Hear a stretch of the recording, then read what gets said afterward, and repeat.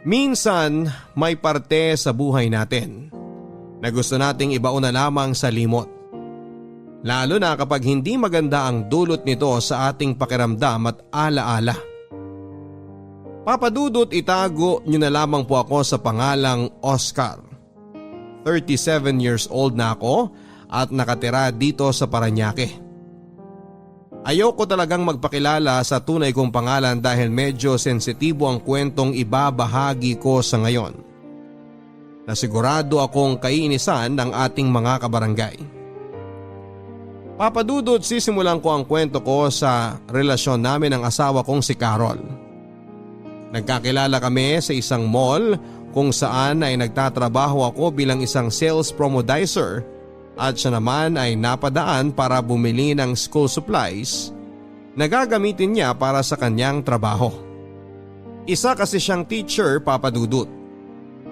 At nagkataon pa na pinsan siya ng isang katrabaho ko na naging tulay para magkakilala kaming dalawa.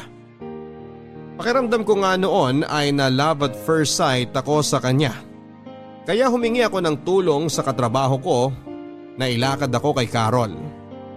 Binigay niya ang cellphone number ni Carol sa akin at nang unang beses na tinawagan ko siya at nagpakilala ako na si Oscar na katrabaho ng pinsan niya ay hindi niya naman ako sinungitan.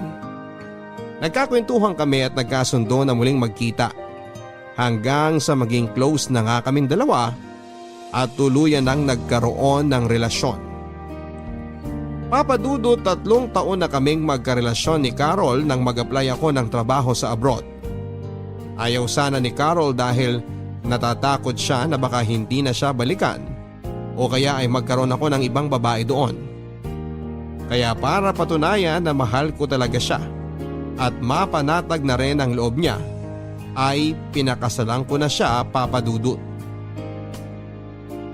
Nasa tamang edad naman kami at hindi natutol ang aming mga magulang. Kaya nagpakasal na kami at tumira muna kami sa isang apartment habang naghihintay ng alis ko. Natanggap din kasi ako kaagad sa ina-applyan ko na agency. At may kalahating taon pa kaming nagsama bilang mag-asawa ni Carol bago ako tuluyang umalis papunta ng Middle East para magtrabaho bilang isang sales merchandiser. Papadudot, mahirap at malungkot talaga ang magtrabaho sa abroad. Lalo na at malayo ako sa mga mahal ko sa buhay. Tapos wala pang 1 taong kaming nagsasama bilang mag-asawa ni Carol. Pero nagpakatatag ako dahil gusto ko talaga na mabigyan ng maayos na buhay ang asawa ko. Wala namang kaming naging problema ni Carol pagdating sa relasyon namin dahil consistent ang communication namin sa isa't isa. Kaya nang dumire-diretso ang renewal ng kontrata ko sa abroad ay hindi na nga namin namalayan na halos 10 taon na pala akong nagtatrabaho sa Middle East. Doon na ako nag-decide na umuwi ng Pilipinas dahil may sapat na rin naman kaming ipon ng asawa ko. Gusto ko na rin kasi na magsimula kami ni Carol na bumuo ng totoong pamilya.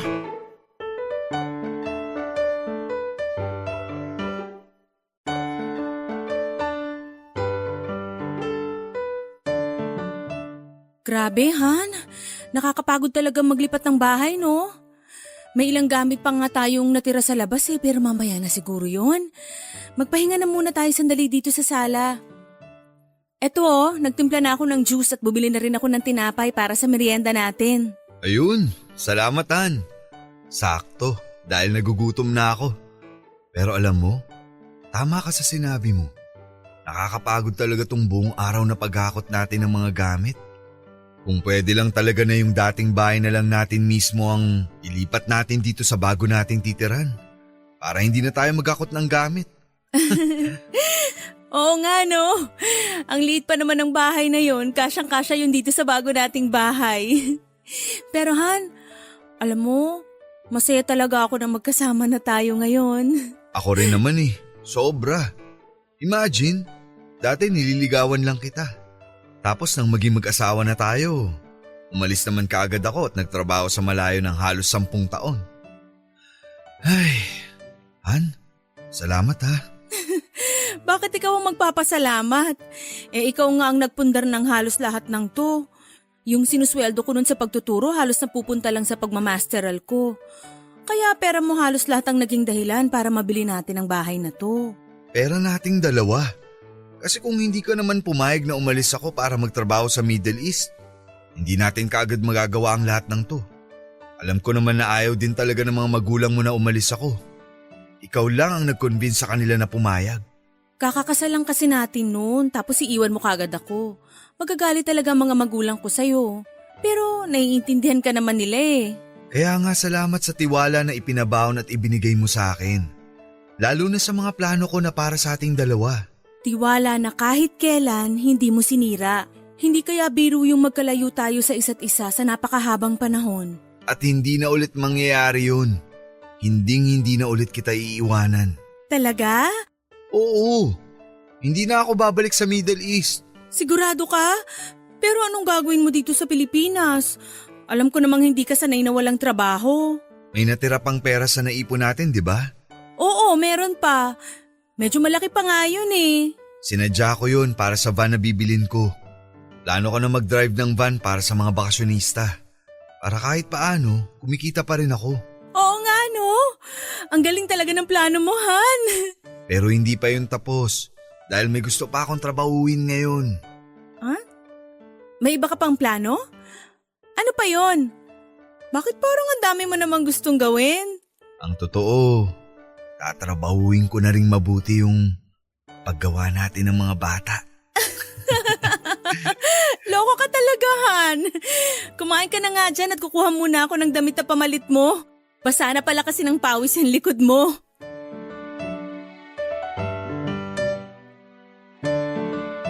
Papadudot gamit nga ang naipon namin ni Carol ay nakabili kami ng isang row house na ngayon ay tinitirhan naming mag-asawa. At isang van na gagamitin ko sa trabaho. Si Carol naman ay nagpatuloy sa kanyang pagtuturo. Papadudot pakiramdam ko noon ay wala na akong mahihiling pa dahil maayos na talaga ang buhay namin ng asawa ko. Pero habang tumatagal ang pagsasama namin, ay doon ko naramdaman na parang may kulang pa. At saka ko lang na-realize na iba pa rin talaga ang bahay kapag may kasamang bata. Alam ko na mas magiging masaya kaming mag-asawa kung bibiyayaan kami ng isang anak. Pero papadudot hindi naman kami nagmamadali ni Carol. Lalo na at ngayon lamang ulit kami nagkasama bilang mag-asawa pagkatapos ng maraming taon. Isa pa ay pareho naman kaming nagpa-check up noon at ang sabi ng doktor ay walang may diferensya sa aming dalawa.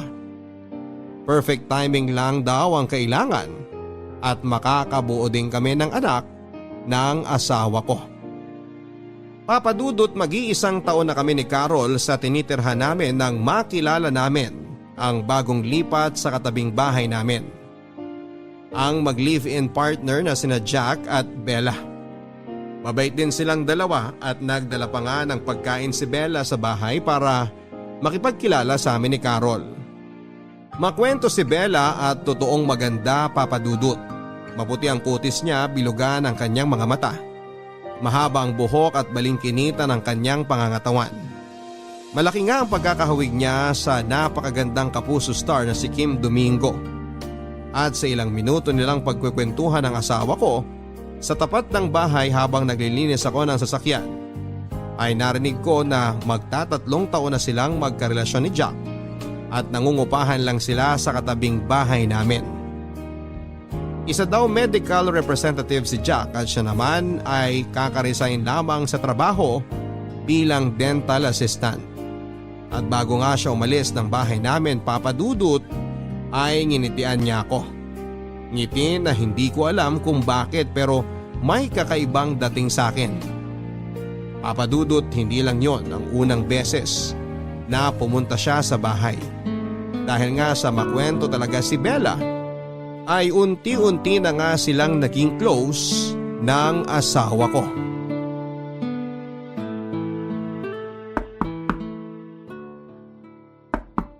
Sandali lang.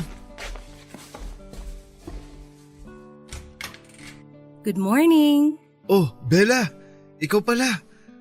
Magandang umaga rin. Bakit napadaan ka? May kailangan ka ba? Nandyan ba si Carol? Wala pa eh. Nagpunta sa palengke. May usapan ba kayo na magkikita ngayon? Oo. Nabanggit niya kasi nung isang linggo na papahiramin niya ako ng mga romance pocketbook niya. Naiinip na kasi ako sa bahay eh. Ganun ba? Wala pa kasi siya eh, pero pauwi na rin yun. Kung gusto mo, bumalik ka na lang mamaya. Hindi ba ako pwedeng maghintay dyan sa loob? Pwede naman. Lika, pasok ka. Sure ka na okay lang? Baka nakakaabala ako sa ginagawa mo. Ayos lang. Kakatapos ko lang ding ayusin yung lababo namin. Pasok ka na. Dito mo na hintayin si Carol. Salamat. Grabe! Ang dami niyo palang gamit dito. Tsaka ang ganda ng sahig ng bahay niyo. Si Carol kasi ang pumili ng tiles para sa sahig. Kaya yan, ang ganda, di ba? Nakwento nga ni Carol na siya halos ang pumili ng lahat ng gamit dito. Dahil ayaw mo raw magdesisyon pagdating sa mga ganong bagay. Pati pala yun nakwento niya. Sa aming dalawa kasi, mas maganda ang taste niya pagdating sa mga design ng gamit. Kagaya nitong tiles at itong sofa dito sa sala. Kaya hinayaan ko na siya magdesisyon sa lahat ng mga kakailanganin namin dito sa bahay. Ang swerte naman talaga ni Carol sa'yo. Ang sarap mo siguro talaga maging asawa. Hindi naman. Mas swerte ako sa kanya kasi nagawa niyang maghintay ng halos 10 taon sa akin. Ang tagal ko rin kasi nagtrabaho sa abroad. Sa bagay, hindi rin kasi biro na hindi mo makasama ng halos 10 taon ng asawa mo. Alam mo na, ang hirap kaya nang walang ganun. Oo, medyo nga. Pero sanayin lang siguro kasi syempre, sa umpisa lang naman talaga mahirap ang lahat. Ibig sabihin, nasanay ka ng walang rumoromansa sa'yo? Ha? Oh my gosh, sorry. Na-awkward ka ba sa mga tanong ko? Medyo na-curious lang talaga ako sa mga kinuwento ni Carol sa akin tungkol sa LDR ninyong dalawa. Hindi, ayos lang. Gusto mo ng juice? Pagtitimpla na lang muna kita. Buka muna dito. Pauwi na yun si Carol, kaya hintayin mo na lang siya dito. Papadudot, sa totoo lang ay medyo nagulat at nasiwa ako sa mga naging tanong ni Bella. Napapaisip tuloy ako noon kung ano pa ba ang ibang kinuwento ni Carol sa kanya tungkol sa relasyon naming dalawa habang magkalayo kami. Nakwento kaya ni Carol na minsan sa sobrang pagkasabik namin sa isa't isa habang nasa abroad ako ay nagawa naming magpalitan ng malalaswang mensahe at larawan.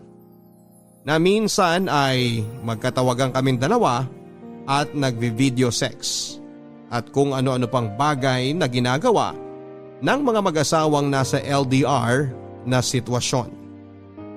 Hindi ko rin tuloy maiwasang isipin na kaya siguro ganon na mga tingin at ngiti sa akin ni Bella ay dahil sa mga nalalaman niya tungkol sa amin ng asawa ko. Pero sa kabilang banda, Papadudot, ay naisip ko rin na hindi naman siguro yun gagawin ng asawa ko dahil hindi siya makwento tungkol sa mga ganong bagay. Kaya nga hindi ko alam kung bakit yun ang naisip ko na pwede nilang maging topic na pagkukwentuhan ni Bella. Dahil pwede naman nilang pag-usapan ang tungkol sa mga halaman ni Bella o kaya ay mga pocketbook ni Carol.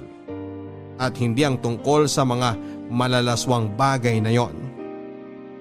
Papadudot, nang makauwi na si Carol mula sa pamamalengke at maabutan niya si Bella sa bahay, ay hindi rin kaagad umalis si Bella kahit nakuha na niya ang mga pocketbook na kailangan niya. Pinagstay pa kasi siya ni Carol at sinabing sumabay na sa amin sa tanghalian. Hindi ko tuloy alam kung maaasiwa ba ako o mai-excite. Ang nakakatawa, Papadudot, ay natanong ko ang sarili ko kung bakit naman ako mai-excite kung makakasabay namin si Bella sa tanghalian. Oo, maganda siya at sobrang sexy ng katawan. Pero ayokong gumawa ng mga bagay na pwedeng ikasira ng relasyon namin ni Carol. Kaya pinangako ko sa sarili ko na hindi ko i-entertain kung anuman itong nagsisimula kong maramdaman sa tuwing makikita ko si Bella. Papadudot siguro ay masyado lang talagang malikot ang imagination ko. Kaya naiisip ko na parang inaakit ako ni Bella. Magkaiba naman kasi ang nangaakit sa nakikipagkaibigan. Narealize ko na kaya madalas pumupunta si Bella sa bahay para makipagkwentuhan kay Carol ay dahil naiinip siya sa kanila. Kumbaga ay sabik lang siya sa kausap o kakwentuhan. At dahil sadyang mabait ang misis ko ay mabilis silang nagkapalagayan ng loob at nagkasundo. Kay Carol ko nalaman na madalas palang wala sa bahay si Jack kaya wala rin kasama si Bella. Kinuwento rin ni Carol na masaya talagang kausap si Bella. Madalas nga ay nagdadala pa siya ng pagkain sa bahay dahil mahilig daw siyang magluto. Kapag kasi na-assign sa malayong ospital si Jack, ay ilang araw din itong hindi nakakauwi. Kaya kesa raw masayang ang mga pagkain ni Bella sa ref, ay iluluto na lang daw nila yon at ipinamimigay sa kung sino ang pwede nilang pagbigyan. Papadudot pagkalipas ng ilang buwan ay mas naging close sina Carol at si Bella. Kahit paano ay natutuwa na rin ako kasi may nakakausap na rin si Carol bukod sa akin. Hindi rin kasi mahilig lumabas ng bahay ang misis ko at makipagkwentuhan sa mga kapitbahay. Mabuti na lang at may isang Bella kami na kapitbahay na dumadayo sa amin para magtanggal din ng inip niya. At least alam ko na hindi nauubos ang oras ni Carol sa stress sa trabaho. Kaya habang tumatagal, nagiging kampante na rin ang loob ko kay Bella.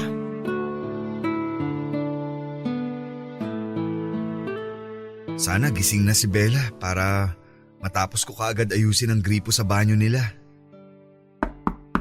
Sandali lang. Ay, Oscar, ikaw pala. Bakit ang aga mong kumatok? Biniling kasi sa akin ni Carol kanina. Bago siya pumasok sa trabaho na puntahan daw kita ngayong umaga. Nag-text ka raw sa kanya na sira ang gripo niyo sa banyo. Kaya gusto mo sanang ipaayos sa akin. Ay, oo nga pala. Lika, pasok ka. Okay lang ba? Siyempre naman. Pasensya ka na kung nakatapis lang ako. Maliligo na sana ako pero ayun, sira nga yung gripo sa banyo namin. Maaga rin kasing umalis si Jack kanina kaya hindi ko na paayos. Halika, pasok ka na. Sigurado ka na okay lang ha? Oo nga, halika na. Nag-almusal ka na ba? Gusto mo magkape muna? Ayos lang ako. Tapos na ako magkape bago umalis ang asawa ko kanina. San pala ang banyo nyo? Yang pintong yan. Silipin ko na yung gripo ha. Okay, sige.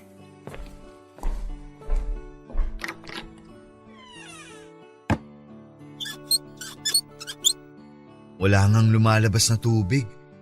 Pero mukha namang walang naputol. Baka may bumara lang.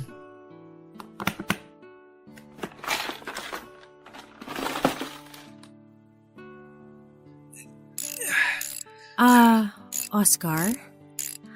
Pasensya na pala kayo kagabi ha. Para saan? Wala ba kayong kahit anong narinig? Kagabi lang kasi ulit nakauwi dito si Jack. Kaya ayun, medyo maingay kami sa pag-aharutan namin. Wala naman kaming narinig ni Carol. Ganun ba? Mabuti naman. Akala ko narinig ninyo yung mga ingay namin ni Jack kagabi. Ayos lang.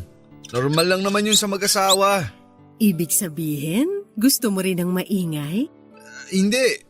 Ang ibig ko sabihin, Joke lang. Si Jack kasi madalas wala talagang pakialam sa mga kapitbahay namin. Ayos lang sa kanya kahit naririnig o nakikita ng ibang tao ang mga ginagawa namin. Ang weird, no? May ganung tao talaga. O yan, ayos na tong gripo nyo. Ayan! Makakaligo na rin ako. Salamat, Oscar. Oo nga pala, kainin mo na muna tong brownies na ginawa ko kanina.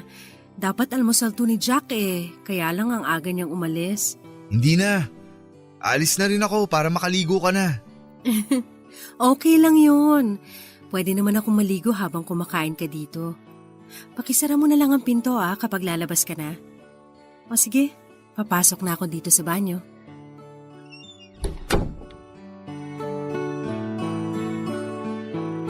Papadudod sa tuwing uuwi nga si Jack ay medyo maingay ang paghaharutan nilang dalawa ni Bella. Mabuti na lang at wala pang nakatira sa katabing bahay nila dahil siguradong maririnig din ng mga yon ang ingay nila. Yung mga ingay na nagsisimula sa tawanan, kilitian hanggang sa nauuwi na sa mga ungol. Hindi na nga namin napigilan ni Carol ang mapagkwentuhan ng tungkol sa bagay na yon. Pero syempre dahil mag-asawa kami, iniisip namin na normal na rin yon. Lalo na at madalas na wala si Jack sa bahay nila. Ganon din naman kasi kami ni Mrs. noong bagong uwi pa lang ako mula sa abroad. Ganon kami kasabik sa isa't isa kaya naiintindihan namin sila. Papadudod sa mahigit na 10 taon naming magkarelasyon ni Carol kasama na ang mga taon na hindi pa kami kasal ay never na akong na-attract sa ibang babae. Kahit pa nga noong nagtatrabaho ako sa abroad. Nagawa kong iwasan ang lahat ng tukso na lumalapit sa akin. Never akong gumawa ng kasalanan sa asawa ko. Ngayon lang. Ngayon lang talaga ako nagsisimulang ma-attract sa ibang babae, Papadudot. Hindi ko alam pero ang lakas talaga ng dating sa akin ni Bella. Minsan nga kapag naririnig ko ang paghaharutan nila ni Jack, hindi ko mapigilan ang sarili ko na ma-imagine kung anong itsura ni Bella habang ginagawa nila ang bagay na yon. Anong itsura niya kapag ako naman ang kasama niya. Papadudot, alam kong nagsisimula na akong magkaroon ng kasalanan. Pero sa loob-loob ko, pagpapantasya lang naman yon. At wala akong balak na totohanin dahil mahal ko ang asawa ko, mahal na mahal. Papadudot, akala ko ay madali lang layuan ng tukso.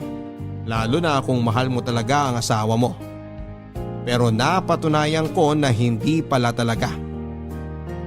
Nagkaroon kasi ng seminar si Carol sa Batangas at 3 araw din siyang mawawala sa bahay. Sa unang gabi na wala siya, ay narinig ko na nagkaroon ng pagtatalo sa bahay ni Bella.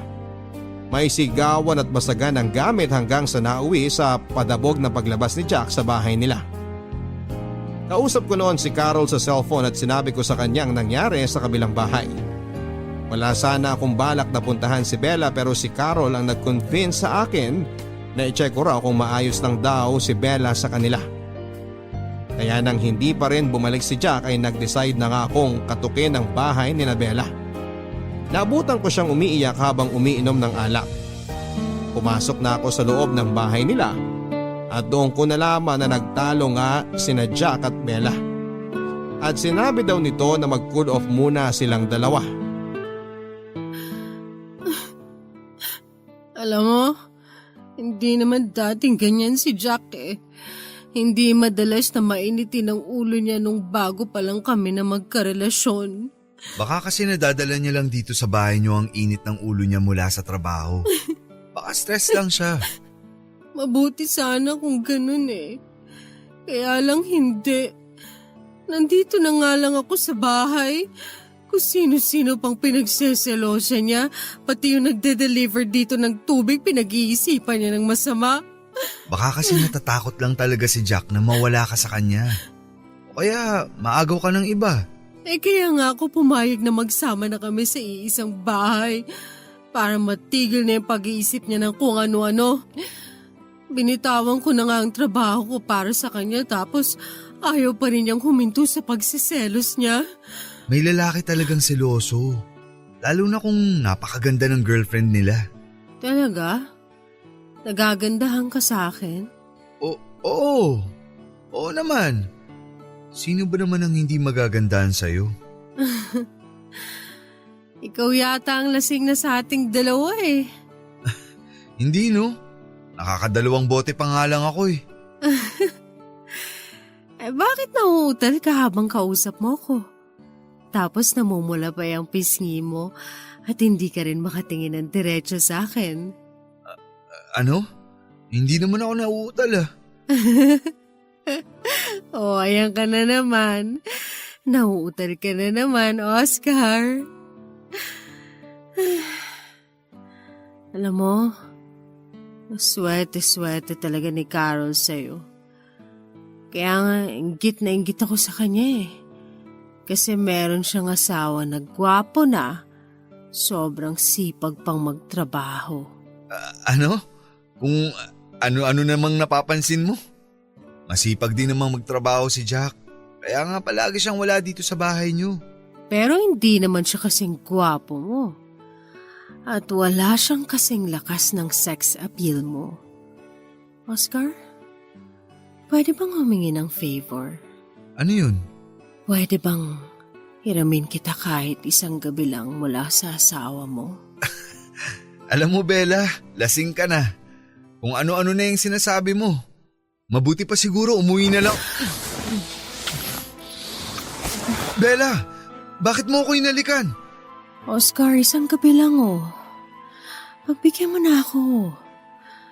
Sa totoo lang, matagal na kasi kitang gusto. Huwag kang mag-alala. Sigurado kung hindi uuwi si Jack, kaya solong-solo natin ang bahay na to. Bella, wag! Alam mo namang may asawa na ako, di ba? Wala naman siya dyan sa bahay niyo eh. Tigilan mo na nga ang paghalik sa akin. Teka, huwag mo ko hawakan dyan. Ano ka ba? Oscar, ngayong gabi lang, promise. Pero Bella... Hinding-hindi malalaman ng asawa mo o kahit na sino mangyayari sa ating dalawa. At sisiguruduhin ko rin na hinding-hindi mo makakalimutan ang gabi na to.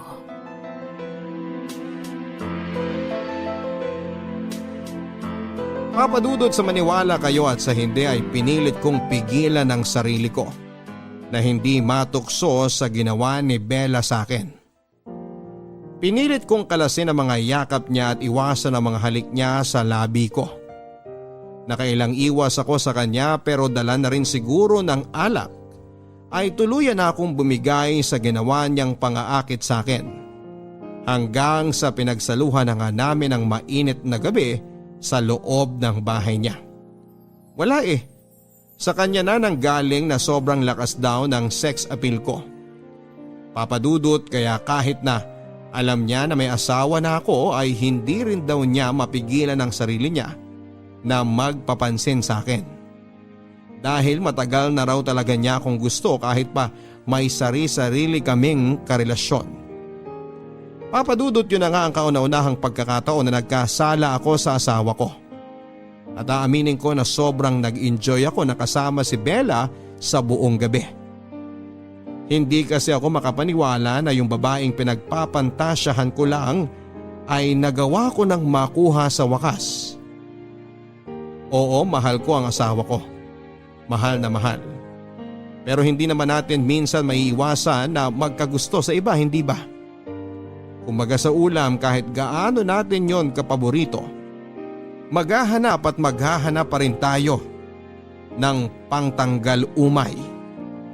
At sa sitwasyon ko ngayon, si Bella ang naging appetizer ng buhay ko. Papadudot sa 3 araw na seminar ni Carol sa Batangas ay 3 araw din kaming gumawa ng kasalanan ni Bella. Nagkulong kami sa bahay nila buong maghapon at sinigurado ko na walang makakakita sa akin sa paglabas ko mula doon. Sinabi rin kasi ni Bella na may dala palang gamit si Jack nang umalis ito kaya sigurado daw siya na ilang araw din itong hindi uuwi. Kapag nagtatalo daw kasi silang dalawa ay palaging nagpapalipas ng init ng ulo sa ibang bahay si Jack. At kahit na hindi ako sigurado na hindi talaga uuwi si Jack sa mga araw na yon, ay nagpadala pa rin ako sa tukso. At kapag kausap ko naman si Carol sa cellphone ay tahimik lang si Bella para hindi kami mahuli na magkasama. Kaya in-enjoy ko ang bawat araw na magkasalo kami sa kama ni Bella hanggang sa pareho ng nanlambot ang aming mga katawan sa pagod. Papadudot, nang makabalik na si Carol mula sa seminar ay doon ako sobrang inatake ng pagkakonsensya. Ilang beses kong tinanong ang sarili ko kung paano at bakit ko ba nagawa ang bagay na yon. Si Bella naman ay hindi rin muna pumunta sa bahay kagaya ng naging usapan namin kapag umuwi na si Carol.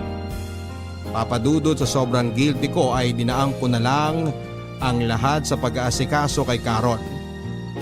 Mula sa paghahanda ng mga gamit niya pampasok sa trabaho, mga pagkain na kakainin niya hanggang sa babaunin niya at kung ano-ano pa. Naging sobrang malambing din ako sa kanya at minsan nga ay natatawa na lang siya. At kung minsan nga ay medyo nawiwirduhan sa ginagawa ko. Pero ang palagi ko lang sagot ay sobra ko lang siyang namimiss kaya ko ginagawa ang mga bagay na yon. Kahit ang totoo ay sobra lang talaga akong nagigilty dahil sa naging kasalanan ko sa kanya. Kaya nangako ako sa sarili ko na hindi ko na ulit uulitin pa ang ginawa namin ni Bella.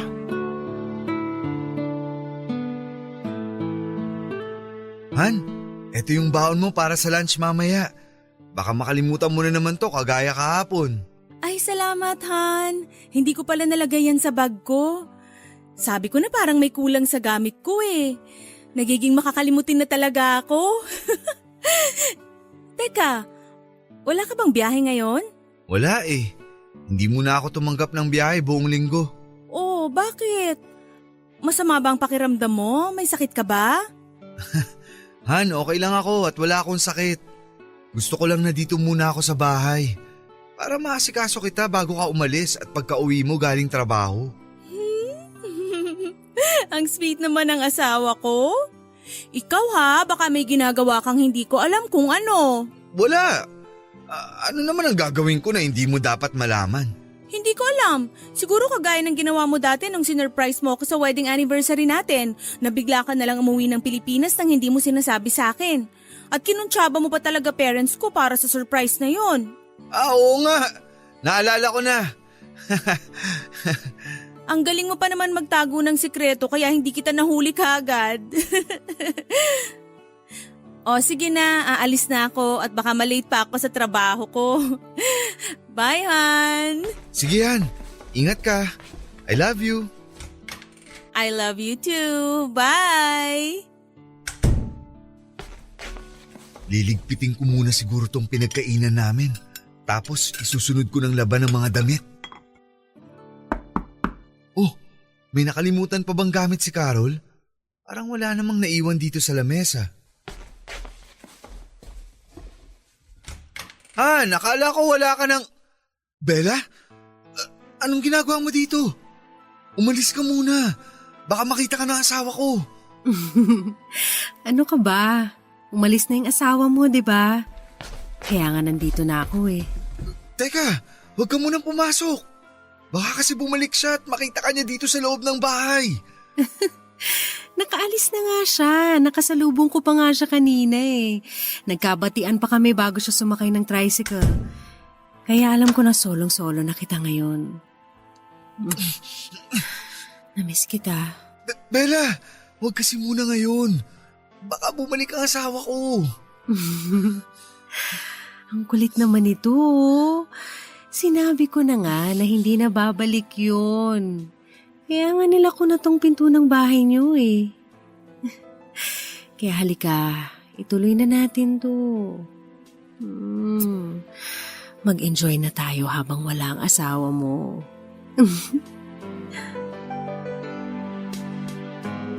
Papadudot akala ko kapag kasama ko na si Carol ay madali ko nang maiiwasan ng tukso pero hindi pala. Dahil nang umagang yon ay bumigay na naman ako. Nagpadala na naman ako sa tukso at naging marupok ako, Papadudot.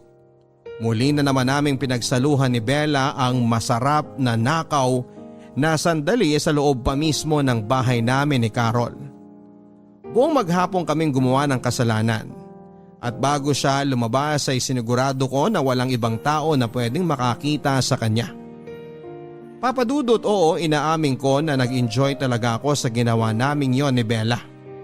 Pero takot na takot ako na malaman ito lahat ni Carol. Ayoko magtalo kami at mawala sa akin ang asawa ko. Hindi ko alam kung kakayanin ko kapag nangyari yon. Pero nasundan pa nang nasundan ang mga nangyari sa amin ni Bella kapag wala ang asawa ko sa bahay. Minsan nga kahit nasa bahay pa si Carol ay magkukunwaring magdadala lang ng pagkain si Bella. pero pasimple na siyang humahalik sa akin kapag hindi nakatingin si Carol. Papadudot na hinto ang ginagawa naming mga nakaw na sandali ni Bella nang umuwi na si Jack sa kanila. Hindi na rin kumatukpang muli si Bella sa bahay namin at nalaman ko kay Carol na nagkaayos na ang dalawa. Lumipas ang mga linggo na naging buwan pero hindi na nga ako muli pang tinukso o inakit ni Bella. Paminsan-minsan ay nagpupunta pa rin siya sa bahay pero hindi na ako ang dahilan. Si Carol na. Ibinabalik niya lang ang mga pocketbook na hiniram niya o kaya naman ay manghihiram ulit siya ng bago.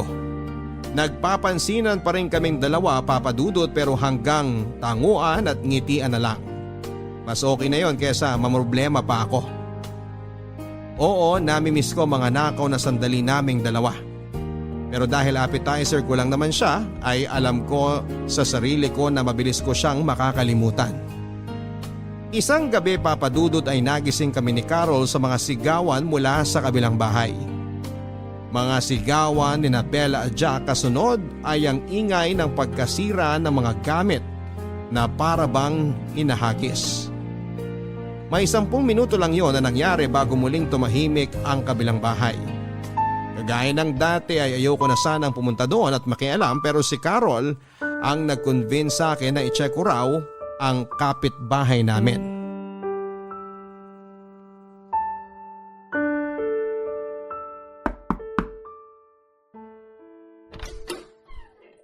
Ikaw pala, Oscar. Anong ginagawa mo dito? Narinig kasi namin ni Carol na nagsisigawan kayo ni Jack kanina. Nakarinig din kami ng mga nasira at nabasag na gamit. Gusto niya kasi check ko kung okay lang ba kayo. Nag-aalala kasi siya sa'yo.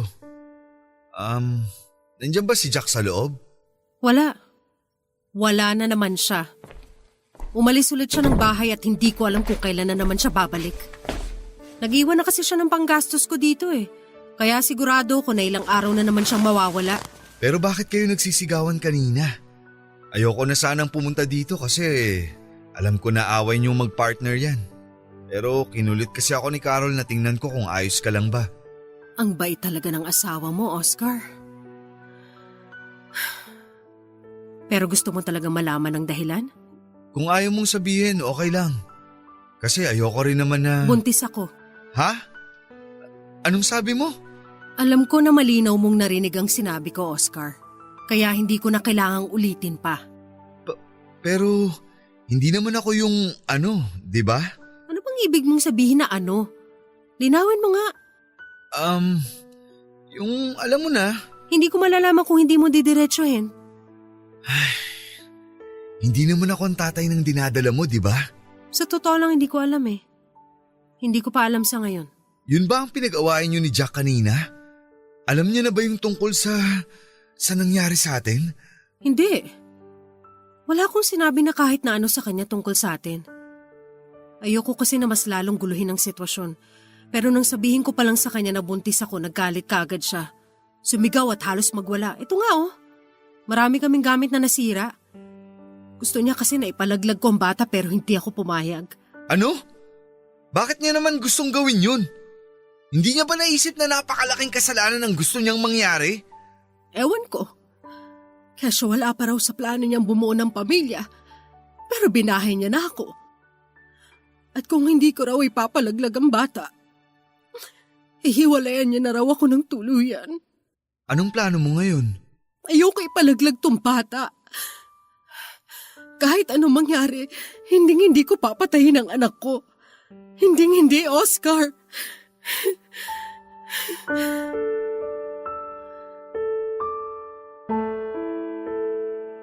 Papadudot, pagkatapos naming mag-usap ni Bella ay naging sobrang magulo rin ang isipan ko. Pero syempre hindi ko yon pinakita sa asawa ko. Nang tanungin niya ako kung ano raw ba ang nangyari sa bahay ni Bella, ay sinabi ko sa kanya na away mag-asawa lang ang dahilan ng kanilang mga sigawan. Wala akong binanggit sa gustong mangyari ni Jack o sa ipinagbubuntis ni Bella. Papadudot, may bahagi ng sarili ko na kinakabahan. Kahit na hindi sinabi ng diretsyo ni Bella, ay alam ko na malaki ang posibilidad na ako ang tatay ng batang ipinagbubuntis niya. Mahigit 3 buwan na rin kasi ang nakakalipas mula ng huling beses na may mangyari sa aming dalawa. At yon ang mas ikinababahala ko. Ngayon pa lang Papa Dudut ay hindi ko na alam kung ano ba ang dapat kong gawin kung sakaling magkatotoo ang hinala ko. Paano nga kung nabuntis ko si Bella? Dapat ko bang ipaalam sa asawa ko? Pero anong magiging plano ni Bella kapag napatunayan niya na ako ang tatay ng baby niya? Ipapaako niya kaya sa akin ang bata? Handa naman ako sa responsibilidad Papa Dudut pero hindi ako handa na iwanan ng asawa ko kapag nagkataon. Ayokong mawala sa akin si Carol. Kaya Papa Dudut hindi ko pa man nakukumpirma ang katotohanan. Natatakot na ako kaagad na kamuhian ako ng asawa ko. Papa Dudut, ilang araw pa ang lumipas pero hindi ko napansin na umuwi si Jack sa bahay nila.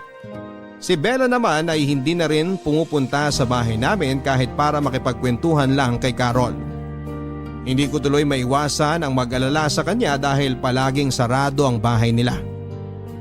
Ayoko naman na ako ang kumatok doon para kumustahin siya dahil pilit ko na ngang inilalayo ang sarili ko mula sa kanya. Gusto ko na kasing kalimutan talaga kung ano man ang namagitan sa aming dalawa. Ang sabi naman ni Carol Papa Dudut ay nagkaka-text naman daw sila ni Bella at ayos lang daw ito. Pinag-iisipan na rin daw nito na umuwi ng probinsya. Ako naman ang napaisip Papa Dudut kung sakali na anak ko nga ang dinadala ni Bella tapos ay uuwi siya ng probinsya nila. May chance pa kaya na makita at makilala ko ang anak ko. Papa Dudut, ayoko sanang isipin ang possibility na anak ko talaga ang dinadala ni Bella. Pero hindi ko mapigilan ang sarili ko. Yun din kasi ang matagal na naming gusto ni Carol, ang magkaroon ng sariling anak. Pero hindi ko naman na-imagine na darating ako sa point na sa ibang babae pa pala ako magkakaanak.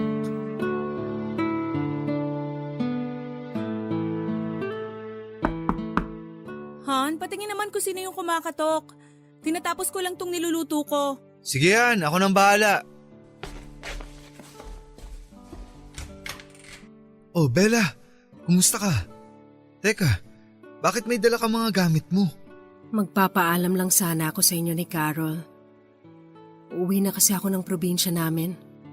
Nandyan ba siya? Oh, Bella, ikaw pala yan. Ngayon na ba ang alis mo? Kala ko sa susunod na linggo pa. Oo eh. Baka kasi maubos ko pa yung huling pera na iniwan sa akin ni Jack. Hindi na kasi ako binalikan ng gago na yun eh. Kaya sinoli ko na rin yung susi sa may-ari ng bahay namin. Nag-iwan na rin ako ng pera sa kanila para ipahakot ang mga gamit na natitira doon. Hay nako, sira talaga ulo ng lalaking yun. Sandali lang ha, kukunin ko lang yung mga pocketbook na sinabi kong ibibigay ko sa'yo.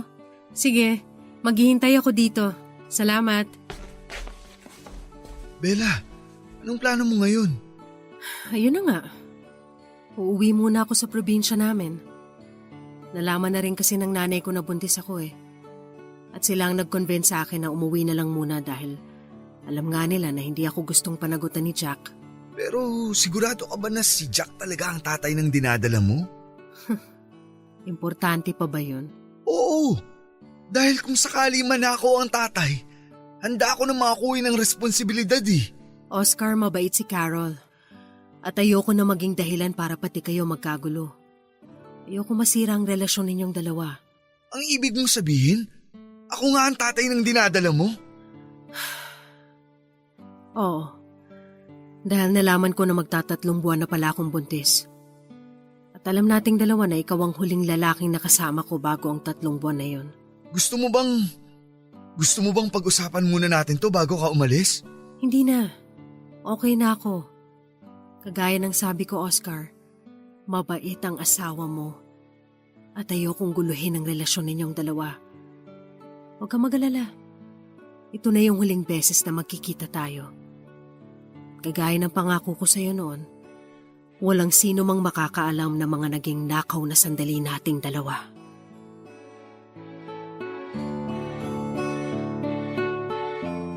Papa Dudut, gustong gusto ko nang pigilan si Bella sa pag-alis niya at pag-uwi ng probinsya.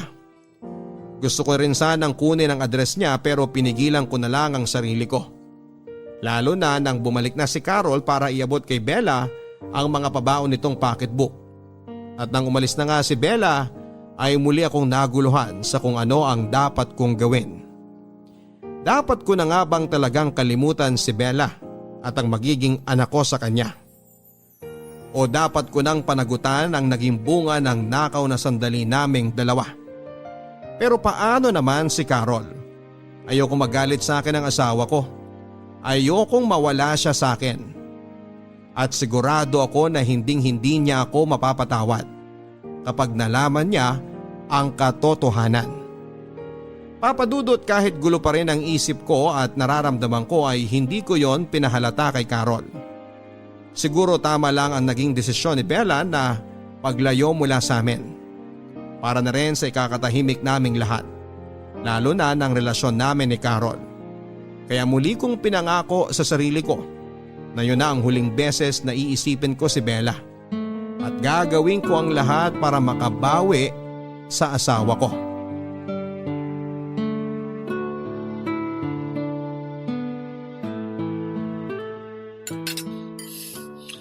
Han, ang sarap talaga nitong tinola mo ah. Siyempre, kasi paborito mo yan, di ba? Ang sabi mo pa nga kahit yan pa ang araw-araw na ulam natin, ayos lang sa'yo. Oo Han, lalo na kapag ikaw ang nagluto. Talaga ba? Talaga? Kahit kailan hindi ka na umay sa tinola o sa kahit anong niluto ko? Hindi no, ang sarap-sarap mo kaya magluto kaya hindi ako magsasawa. Okay. Sabi mo eh. Hay. Buntis pala si Bella? Kanino mo naman narinig yan? Sa inyong dalawa. Sa pag-uusap nyo kanina. Oscar, may gusto ka bang sabihin sa akin ngayon? Wala naman. Wala naman akong tinatago na kahit na ano sa'yo. Ano bang gusto mong marinig mula sa akin? Yung tungkol sa lahat ng pinag-usapan nyo ni Bella kanina. Narinig mo lahat yon? Oo. Lahat ng dapat kong marinig. Oscar, paano mo nagawa sa akin to? Paano niyo nagawa sa akin tong dalawa? Han, magpapaliwanag muna ako. Huwag mo akong hawakan! Carol, makinig ka kasi muna sa akin. Ang bababoy niyo! Ang bababoy niyong dalawa!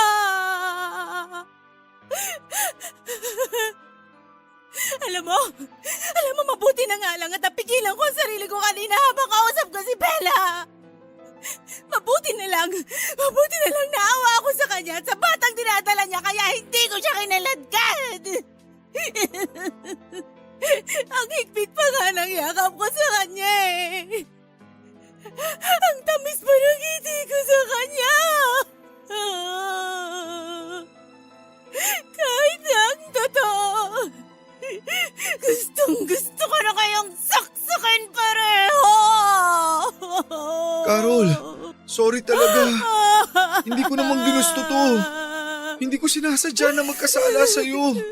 Natukso lang ako. Gago ka pala talaga eh! Natukso ka pa sa ibang babae kahit magkasama tayo sa isang bahay! Paano ka ba niya tinukso? Nagumot ba siya dyan sa labas ng bahay natin? Ginagawa ba niya sa'yo yung mga bagay na ayaw kong gawin dahil hindi ko kaya? Saan ba ako nagkulang?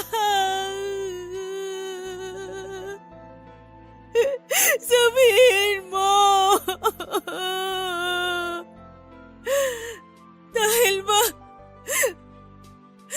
Dahil ba hindi tayo makabuo ng anak hanggang ngayon? Hindi. Hindi dahil doon. Wala kang kasalanan. Wala kang naging kahit na anong pagkukulang. Naging mahina lang talaga ako. Siguro hindi lang ito ang unang beses na ginawa mo to, no? Aminin mo nga sa akin. Nakailang babae ka sa abroad.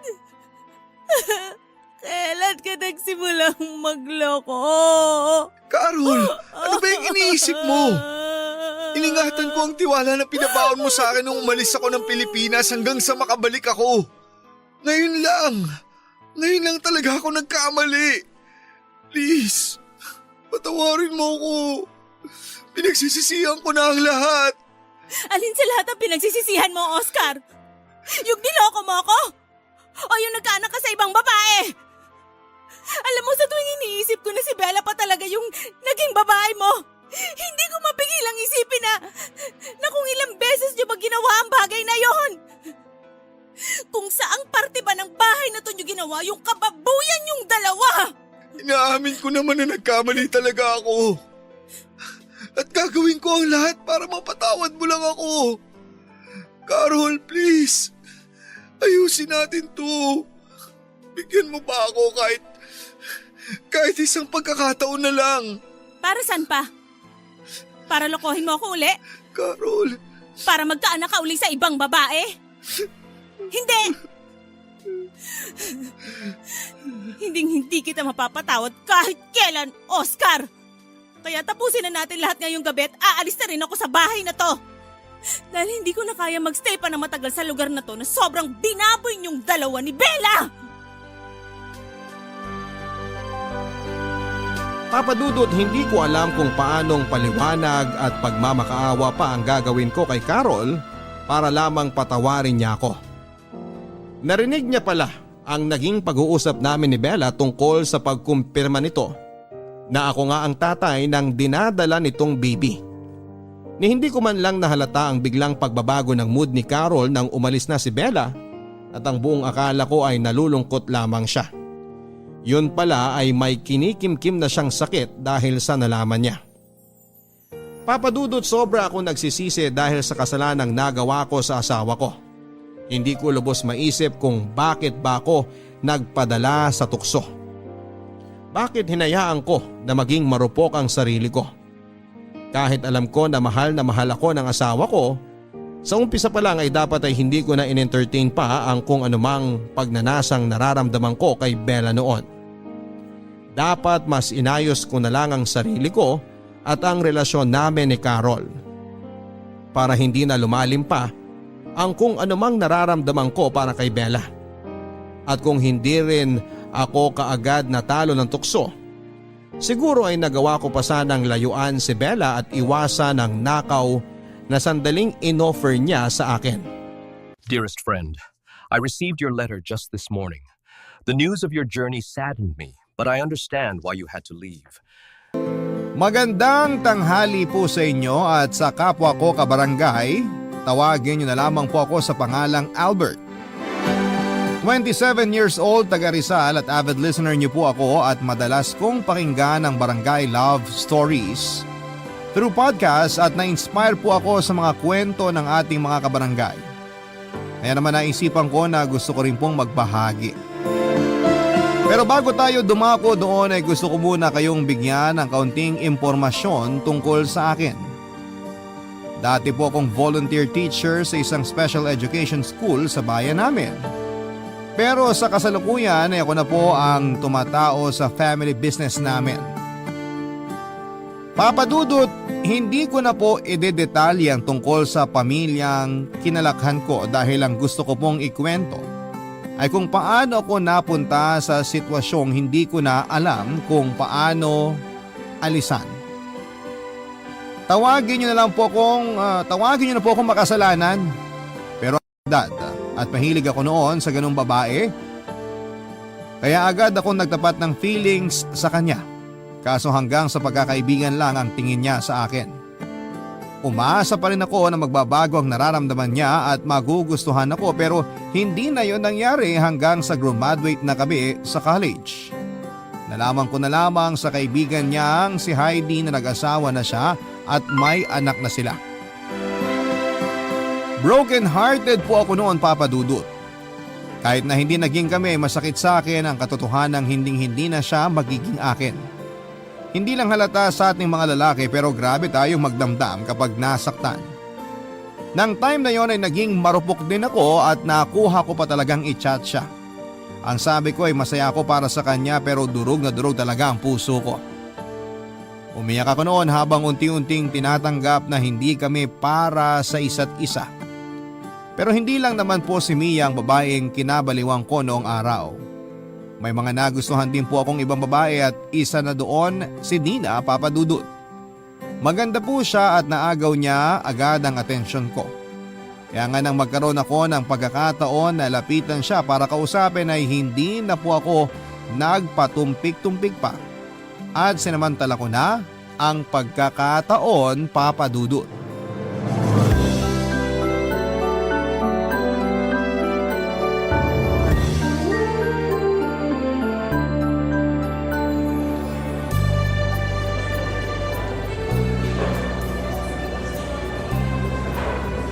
Hi, miss. Pwede ba kitang tabihan?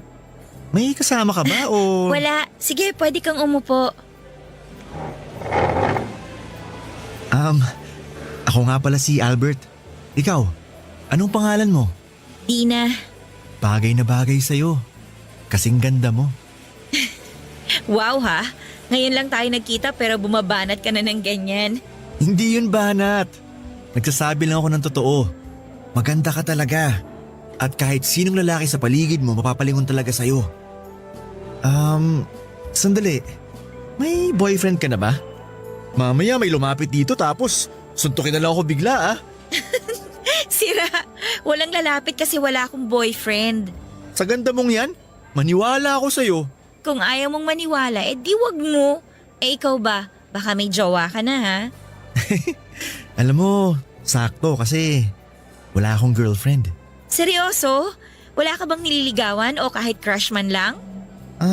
Meron akong niligawan pero binasted lang ako eh. Saklap naman. Oo, hindi na yata ako magkaka-girlfriend. Ewan ko ba? Ginawa ko naman lahat. Huwag kang magsalita ng ganyan. Baka hindi lang talaga kayo para sa isa't isa. Alam mo, may nabasa ako.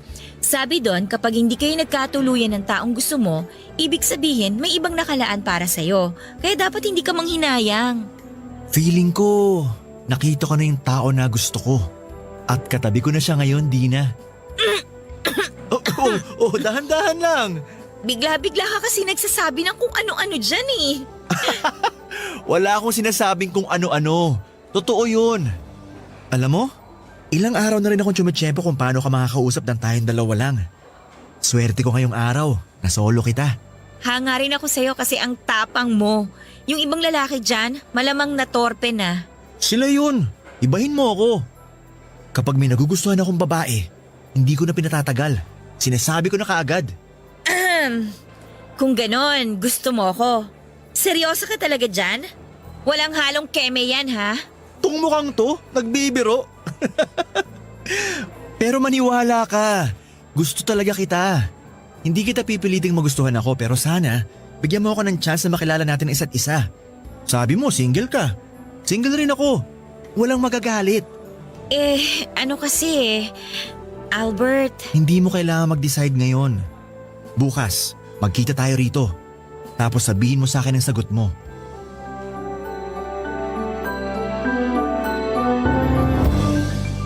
Kinabukasan ay nagkita po ulit kami ni Dina at napapayag ko siya na ligawan. Hindi nga nagtagal, Papa Dudut, ay naging kami po at ako na siguro ang pinakamasayang lalaki sa balat ng lupa. Nasabi ko pa noon sa sarili ko na ang swerte-swerte ko.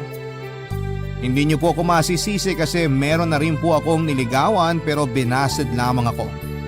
Yun po ang pinsan ng kaibigan ko na sa ngayon ay pamilyado na rin.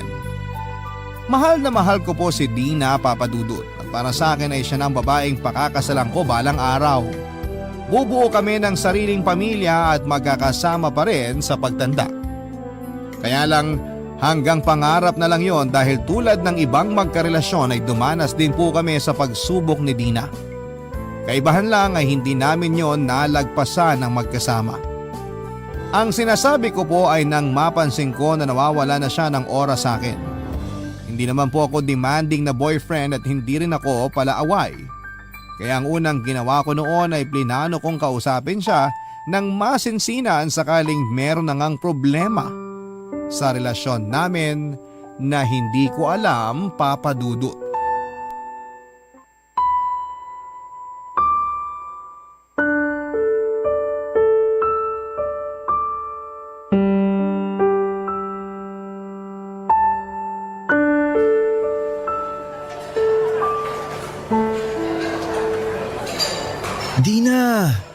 Ba't kanino pa ako hindi kinakausap? Galit ka ba sa akin? Anong hindi ako magagalit sa'yo? Ang kulit-kulit mo. Ngayon na nga lang tayo nagkita tapos inaaway mo pa ako.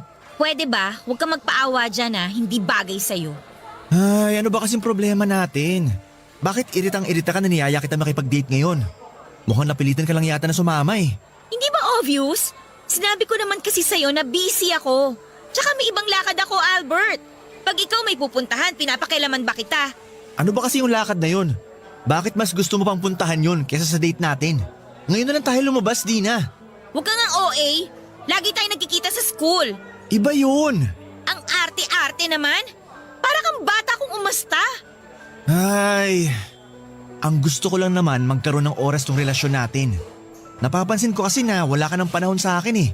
Lagi kang busy. Ano ba kasi pinagkakaabalahan mo? School-related matters yon, Albert. Hindi mo ako kailangan tingnan ng ganyan na para bang may kasalanan ako sa'yo. Teka nga sandali. Ako ang dapat na galit sa atin, di ba? Huwag mo ibalik sa akin ang sisi. Di kita sinisisi, Dina. Feeling ko kasi hindi na ako mahalaga sa'yo. Feeling ko hindi mo na ako mahal kaya… Kulang sa nutrisyon ng utak mo kaya kung ano-ano na ang iniisip mo, Albert. Masisisi mo ba ako? Ganun yung pinaparamdam mo sa akin? Tsaka, sandali nga. Sino ba yung chat ng chat sa'yo? Akin na nga yung phone mo. Patingin ako. Ano ba? Huwag kang ang praning. Wala lang tono. Anong wala? Kung makapag-chat sa'yo sunod-sunod. Hindi niya ba alam na kasama mo ako at nagde-date tayo? Kung hindi, ako nang magsasabi sa kanya. Akin na yung phone mo. Ewan ko sa'yo, Albert. Kapag hindi ka umayos, iiwanan talaga kita dito. Pinagtitinginan na tayo ng mga tao, oh. Di ka ba nahihiya? Sorry. Hindi ko naman sinasadya. Frustrated lang ako. Kaya di ako makapag-isip ng tama. Wala ka naman kasing dapat isipin dahil magkasama na tayo. Okay, I'm sorry kung nagalit ako sa'yo. Pero pwede bang kalimutan na lang natin na nangyari? Mag-focus na lang tayo sa date natin ngayon, okay? Sorry din kasi makulit ako, Dina. Ayos na yun. Gets ko naman kung bakit ka nagkakaganyan eh. May mga bagay talaga na hindi natin kontrolado. Tulad nitong pagiging busy natin, kaya hindi na rin tayo nakakalabas masyado. Kaya nga sinasamantala ko ng pagkakataon na pareho tayong available, Dina. Alam ko yon. Thank you sa effort mo sa relasyon natin, ha? Siyempre, mahal kita. At gagawin ko ang lahat para sa'yo, Dina.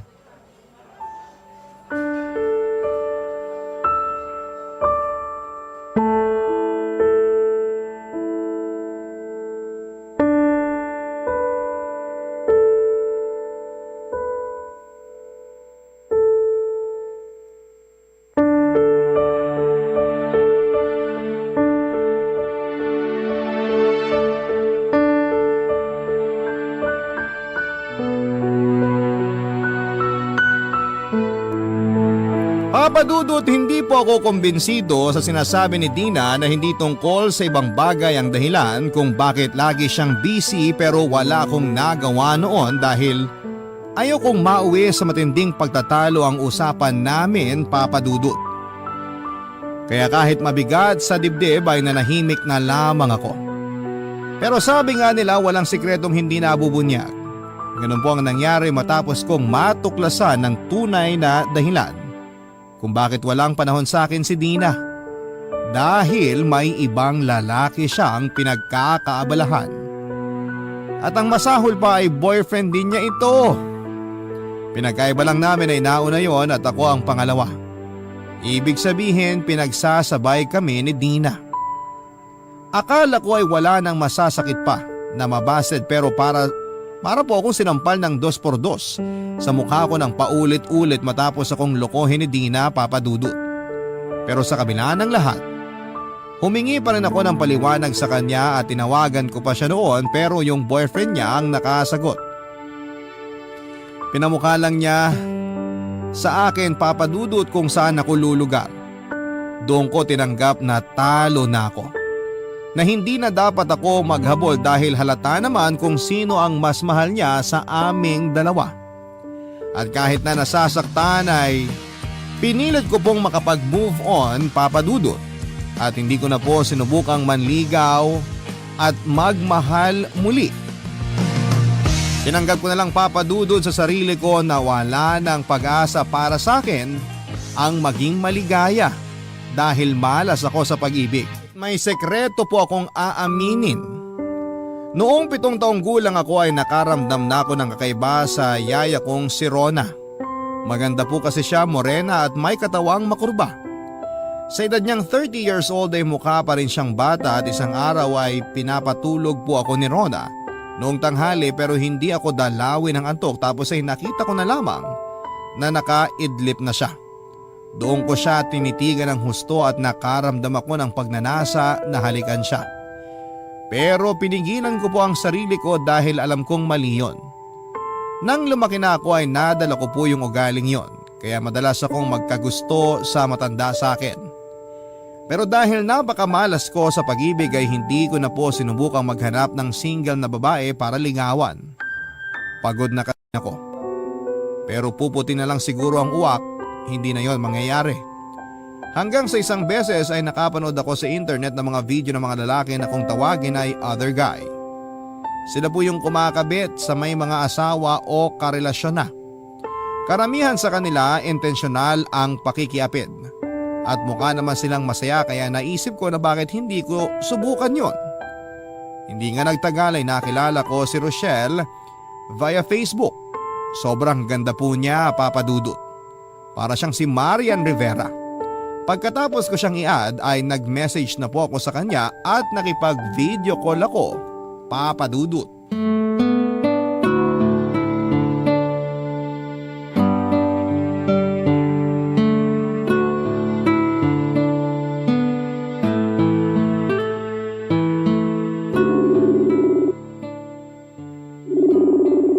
Online naman siya pero bakit kaya di niya sinasagot? Yun! Sinagot din! Hi Rochelle! Grabe! Parang araw-araw lalo kang gumaganda. Hi Albert! Nakita kong nilalike mo yung mga pictures ko at ang dami mo ring chat sa akin. Oo. Sorry kasi gusto lang talaga kitang makausap. Busy ka ba? Naka-istorbo ba ako? Hindi naman. Wala akong masyadong ginagawa kaya nasagot ko ang tawag mo. Mabuti kong ganon. Sensya ka na ha. Gusto ko lang makipagkaibigan sa'yo. Huwag kang mag-alala. Hindi ako manggagancho. Tingnan mo, nakikipag-video call nga ako sa'yo para malaman mo na hindi rin ako poser o scammer. Gandang-ganda talaga ako sa'yo eh. Kaya gusto kitang makilala. Kung ayos lang naman, syempre. Ano kasi, Albert? May asawa at anak na ako. Alam ko yun kasi nakikita ko rin ang mga picture nyo. Pero chinat mo pa rin ako at kinukulit? Oo. Nabighani mo kasi ako, Rochelle. Sana bigyan mo ako ng chance na makilala ka. Wala namang kaso kahit pamilyado ka na eh. Hindi naman nila malalaman. Kaso Albert… Nararamdaman ko gusto mo rin ako. Kasi kung hindi, sana binilak mo na ako. Wala naman akong dahilan para hindi ka magustuhan. Mukha ka namang mabait. Tapos magaling ka ring magpatawa. Kapag binabasa ko ang mga banat at jokes mo, napapangiti ako at natatawa. Nawawala yung stress at pagod ko. Pero ang lalo kong hinangaan sa'yo, yung pagiging matyaga mo. Kasi kahit madalas hindi ko agad nasisi ng mga chat mo at nasasagot ang tawag mo, hindi ka pa rin sumusuko. At kahit alam mong may asawa na ako, gusto mo pa rin ako. Ganito talaga ako kapag prosigidong mapansin ng isang tao. Pero wala ka bang girlfriend dyan para pagkaabalahan mo pa ako? Paano kung sabihin kong wala? Maniniwala ka ba? Talaga lang ah. Baka mamaya meron na tapos gusto mo lang mag-cheat sa kanya. Uy, loyalista ako no? Kung meron man, hindi ko yung gagawin. Kaso wala nga. Okay, sige. Naniniwala na ako.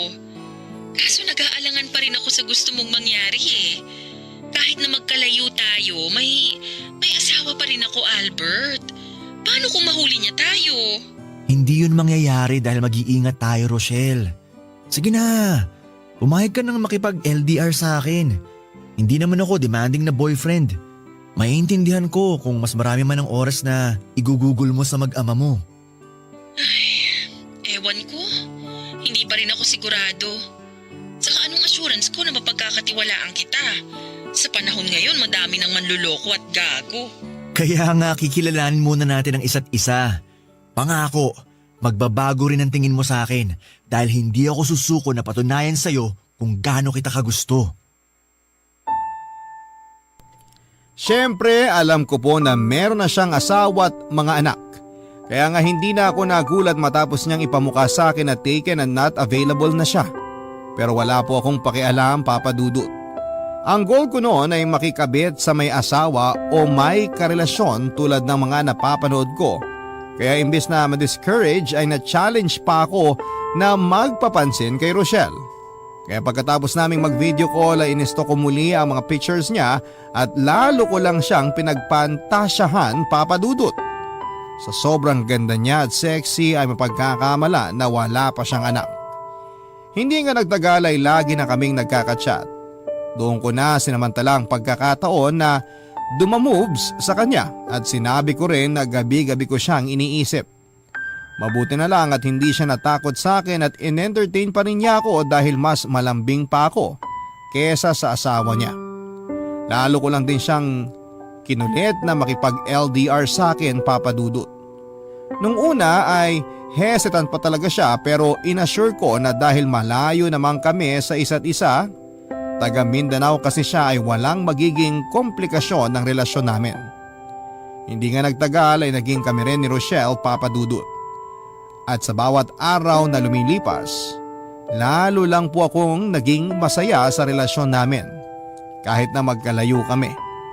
Pero may pagkakataon na minsan ay nag-iinit po ang katawan ko, Papa Dudut. Yun po yung unang beses na niyaya ko si Rochelle na gawin yung bagay na eksklusibo lamang para sa mga mag-asawa.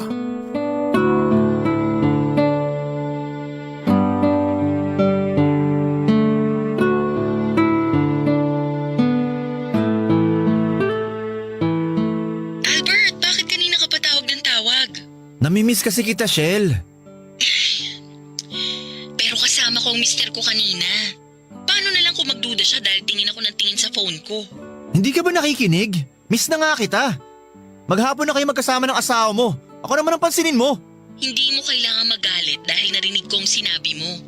Saka bakit parang ang demanding mo yata ngayon? Akala ko ba ayos lang sa'yo at naiintindihan mo ang sitwasyon natin? Ipapaalala ko lang sa'yo yung sinabi mo noon, Albert, ha? Baka kasi nakakalimutan mo. Sabi mo, okay sa'yo tong setup natin. O bakit ka gumaganyan ngayon? Ay, pasensya ka na, Shell. Hindi ko lang napigilan ang sarili ko. Siguro nagsiselos lang ako sa mister mo kasi nakakasama ka niya. Alam ko naman ang sitwasyon natin. Pero minsan naiisip ko, sana ako na lang nasa posisyon niya. Ano ba yung sinasabi mo? Bakit bigla ka nalang nagkaganyan? May nangyari ba dyan sa inyo? Wala naman. Malungkot lang ako ngayon tapos naalala kita. Kung nandyan lang ako, mamasahihin kita para nare-relax ka. Kung di mo na itatanong, magaling yatang trumabaho tong mga kamay ko. Talaga? Nako, sana talaga nandito ka, Shell. Pero pwede mo naman akong pasayahin kahit na nandyan ka. Ano? Naisip ko lang, since may relasyon naman tayo. Nasisiraan ka na ba, Albert? Ayoko! Bakit? Di ba napag-usapan naman natin yun? Sabi mo willing kang subukan, mapaligaya mo lang ako. Shell, please. Atin-atin lang naman to, wala makakaalam. Kasama ko ang asawa ko dito sa bahay. Ano na lang ang sasabihin nun pag nalaman niyang… basta! Eh di pumunta ka sa CR. O di kaya, hinaan mo lang boses mo. Sige na, pumayag ka na.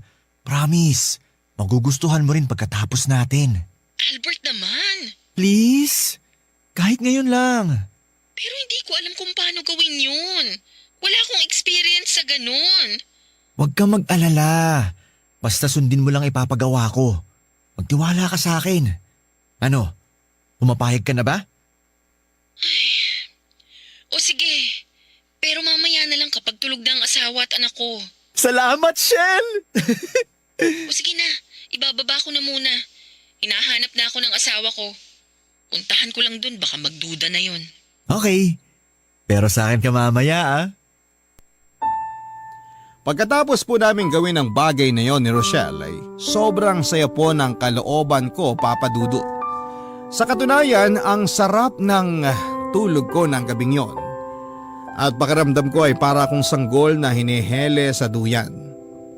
Alam ko na mali, marumi at makasalanan ang ginawa naming yon. Pero hindi ko na po inisip ang sasabihin ng iba dahil satisfied po ako sa nangyari sa amin. Hanggang sa ang isang beses na yon ay nasundan pa nga ng isa pang beses, Papa Dudut. Daig ko pang nasa cloud 9 dahil sa sobrang ligaya. Kahit na sa phone lang namin yon ginagawa. Kasama na rin kasi doon yung thrill na baka mahuli kami ng asawa niya. Papa Dudut, hindi po ako nag-aral at lumaki para maging salot sa relasyon at makasira ng pamilya. Pero habang tumatanda po ako ay nagbabago po ang tingin ko sa mundo. Siguro ay dala na rin ang pinagdaanan ko noong araw. Mga kabiguan sa pag-ibig, niloko at pinagmukhang tanga. Madalas ay tuksuhin na malapit nang lumagpas sa kalendaryo ang edad pero wala pa rin girlfriend. Kaya ako naging mapusok. Matino pa naman ako mag-isip pero madali po akong madala sa damdamin kaya ang resulta ay paulit-ulit ko pong nakikita ang sarili ko na nasa pakikiapid. Para sa akin ay wala naman itong pinagkaiba sa normal na magkarelasyon.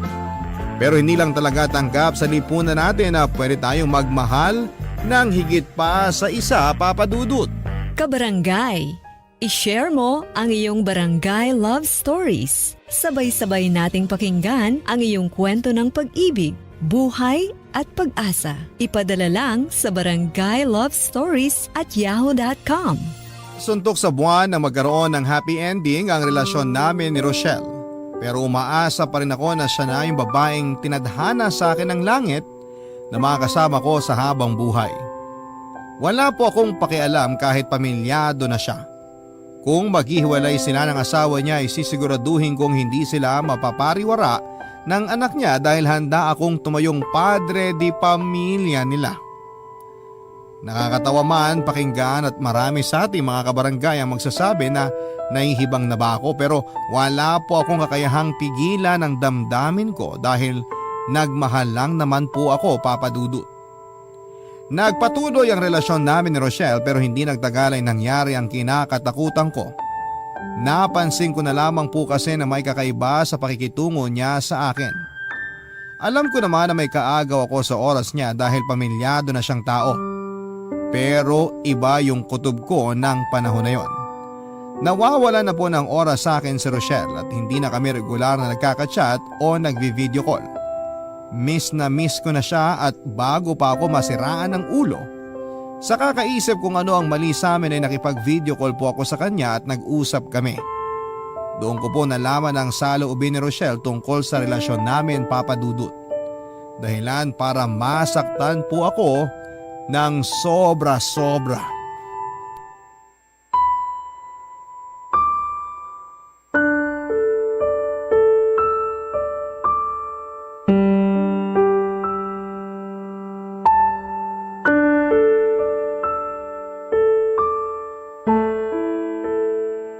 Shell, bakit ilang araw mo nang hindi sinasagot ang call ko?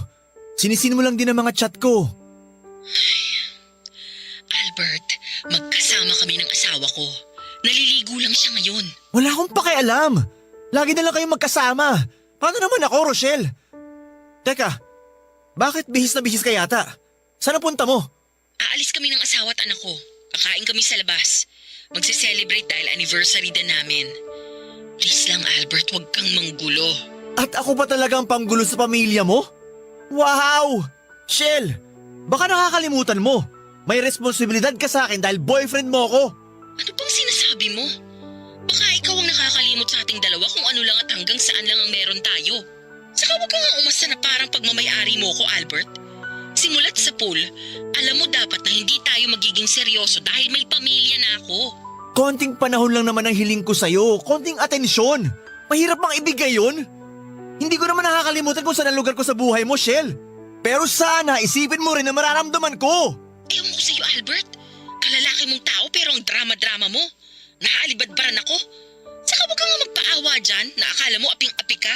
Hindi mo kasi naiintindihan ang pinanggagalingan ko kaya mo nasasabi yan. Sawang-sawa na akong intindihin ka kasi masahol ka pa sa 5 years old. Hindi ka naman bata. Nasa tamang edad ka na. Hindi ka ba napapagod sa setup nating to, Albert? Kasi kung ako ang tatanungin mo, pagod na ako. Anong sinasabi mo? Ayoko na. Tigilan na natin to, please lang. Ang laki-laki na ng kasalanan ko sa mag-ama ko simula nang pumayag akong maging tayo. Natukso ko, oo. Pero gusto ko nang magbagong buhay. Gusto ko nang itamang pagkakamali ko, Albert. Nakikipaghiwalay ka sa akin, ganun ba? Oo. Huwag mo na akong kukontakin dahil ayokong malaman ng asawa ko na may iba akong kinakausap na lalaki. Ayokong maghinala siya at ayokong masira ang pamilya namin. Hindi naman sila naghihinala kaya bakit kailangan mong tapusin ang meron tayo? Mahal kita, Rochelle! I'm sorry pero buo na ang desisyon ko. Kung mahal mo talaga ako, igagalang mo ang gusto kong mangyari. Sorry talaga, Albert. Huwag mo naman gawin sa akin to. Nagmamakaawa ako. Magtitiis ako. Hindi na ako magagalit kapag hindi mo ako kagad kinakausap. Huwag mo na ako iwanan. Parang awa mo na. Sorry talaga pero tapusin na natin ang lahat. Sige na, kailangan ko na mag-ayos ng sarili dahil baka maghinala pa ang asawa ko. Bye! Shell? Shell! Please! Huwag mo naman gawin sa akin to. Minahal kita ng gusto. Umasa ako. May posibilidad naman talaga na maghiwalay kami at piliin niya ang pamilya niya kesa sa akin. Pero hindi ko naihanda ang sarili ko na magiging ganon lang kadali kay Rochelle na itapon ang lahat ng meron kami. At hindi ko rin kasi akalain na mahuhulog ako sa kanya ng husto. Bagay na pinagsisihan ko, Papa Dudut. Hindi po yun ang unang beses na nasaktan ako pero yung pakiramdam ay para bang bago sa akin. Kumbaga sa isdang bagong huli ay sariwa at nanunuot yung kirot ng patalim na nakatarak sa puso ko dahil sa pakikipagkalasakin ni Rochelle. Hindi ko siya sinisisi kung mas piliin niya ang pamilya niya. Sinulang ba ako sa buhay niya, hindi ba? Kaya nga kahit masakit, kahit mahirap lunukin ay nagparaya ako, Papa Dudut. Iginalang ko ang desisyon niya at pinilit ko ang sarili kong mag-move on at siguro ay napagod na lang akong maging desperado. Kaya naman pinakawalan ko na lang siya at inayaang maging masaya kahit na ako ay nagdudusa. Awang-awa po ako sa sarili ko, Papa Dudut, pero wala naman akong magawa para pigilan yung sakit. Naitatanong ko noon sa Diyos na parusa ko ba na habang buhay maging miserable sa pag-ibig dahil makasalanan akong tao. Kung oo, walang saysay din na magbago ako dahil paulit-ulit lang akong kakarmahin. Kaya nga imbis na tumigil ay pinagpatuloy ko po ang pag-move on kay Rochelle sa pamamagitan ng paghahanap ng bagong karelasyon na may iba ring karelasyon. Bukod sa akin, may isang tao pa po akong pinagkatiwalaan at nakaalam ng sikreto ko. Yon ay si Josie na kaibigan ko, Papa Dudut.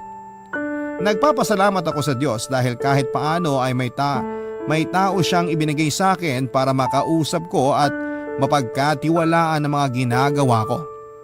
Ikinuwento ko sa kanyang nangyari sa amin ni Rochelle at kung gaano ako nasaktan ng husto.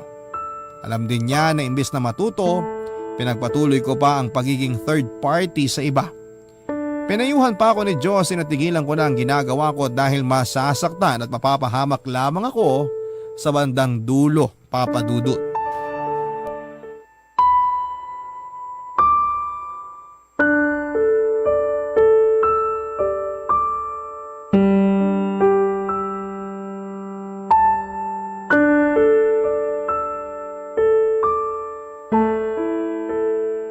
Alam mo na pwede ka na namang masaktan ng husto sa dulo pero ginagawa mo pa rin. Ewan ko ba naman sa'yo, Albert? Kailan ka ba matututo? Hindi ko alam kung kailan, Josie. O kung matututo pa ba ako tulad ng sinasabi mo. Kung malalaman lang ng ibang tao tong pinaggagawa mo, sigurado madidisappoint sila sa'yo. Aware ka na masama makipagrelasyon sa taken na pero ginagawa mo pa rin. Hindi ka ba nakukonsensya dahil nakakasira ka ng pagsasama? Bakit ako makukonsensya? Yung mga babaeng pumapayag na makipagrelasyon sa akin. Bakit? Sila ba na konsensya habang iniiputin nila mga boyfriend nila? Hindi ganun ang punto ko. Oo, nakakainis yun at unfair sa mga karelasyon nila na tapat at mahal na mahal sila. Pero hindi lang sila ang may kasalanan. Kasama ka rin. na ikukwento mo sa akin kung paano mo sila i-pursue. Kaya napapapayag mo silang makipagrelasyon sa'yo. Sa'yo pa lang may mali na talaga kasi ba't kailangan mong gawin yun? Hindi ka ba pwedeng humanap ng single o walang sabi tapos yun ang ligawan mo? Ginawa ko na yun dati pero nasaktan lang ako. At sa pagiging third party mo, hindi ka ba nasasaktan? Sa nangyari pa lang sa inyo ni Rochelle, mukhang mas malala pa yung pagiging broken-hearted mo kaysa nung niloko ka at naghiwalay kayo ni Dina. Kailan ka ba matututo? Niloko ka o manloko ka, pareho ka pa rin masasaktan sa dulo. Ay, anong gusto mong gawin ko? Sige nga. Kahit pala saan ako lumugar, wala rin. Masasaktan din ako, Josie. Pakiramdam ko tuloy para akong patapong basura. O kaya parang bola na pinagpapasapasahan. Gusto ko lang naman magmahal at mahalin. Lahat tayo gustong maranasan na umibig at ibigin. At hindi natin kontrolado kung anong klaseng tao ang darating sa buhay natin. Kung mabuti ba siya o masama. Pero kahit nagaano pa kapangit ang maging karanasan natin sa pag-ibig, wag natin tong i-apply sa sarili natin. Kung niloko ka, wag ka maging instrumento para makapanloko. Kung ginamit ka, wag mong ibalik sa ibang masamang bagay na naranasan mo. Albert, kaibigan kita. At bilang kaibigan mo, gusto kong mapabuti ka. Alam ko hindi habang buhay nasa ganitong setup ka. Napangangatawanan mo na talaga ang pagiging third party hanggang pagtanda mo. Nalulungkot ako dahil ayaw kitang mapahamak. Gusto ko maging masaya ka. Please, magbago ka na. Pagkatapos naming mag-usap ni Josie ay napag-isipan ko ng gusto ang mga sinabi niya. Na kailangan ko na talagang magbagong buhay dahil yun lang ang paraan para mapabuti ako. Aminado ako na nahihiya ako sa sarili ko dahil sa pinaggagawa ko. Pero paano nga ba tumigil sa gawain na kinasanayan ko na? Na kahit panandalian ay napapasaya ako ng pagnanasa kong ito. Kung pwede lang sanang isang araw ay gumising ako na nakapagbagong buhay na ako, mas magiging madali sa akin ang lahat. Pero dahil walang ganon sa tunay na buhay, imbis na sundin ang sinabi ni Josie na magbago na ako ay ipinagpatuloy ko pa rin ng pakikiapid ko, Papa Dudut. Sa kasalukuyan ay nasa third party setup pa rin po ako, Papa Dudut. Sinusubukan ko na wag masyadong ma-fall para hindi ako masaktan ng husto. Alam ko na kabaliwan dahil walang assurance na hindi ako mapapahamak pero ewan ko ba. Wala na po yata akong pag-asa para kumawala pa sa sitwasyong ito. O kung meron man ay malaking palaisipan sa akin kung papaano. Siguro ay pride na rin na may kasamang pagpapanggap dahil kahit alam ko na mali ay pinipilit ko pa rin na gawing tama. Sana po ay mapayuhan po ninyo ako sa aking pinagdaraanan para magbago ang pananaw ko sa pakikipagrelasyon.